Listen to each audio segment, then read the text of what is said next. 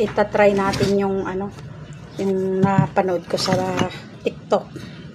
Pasensya na kayo sa ating background.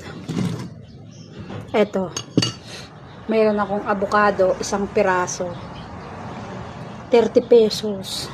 Tapos kuhanin daw yung buto, gadgarin na ganito. Tapos ilagay daw sa,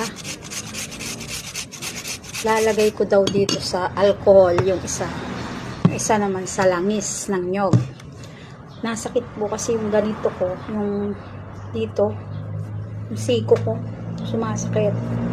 So sabi nung ate ko, tapos yung napanood naman napanood ko dito sa TV, sa TikTok at saka sa Reels, sa mga video, yung lalaking nasa UAE, medtech, ano ba siya, yung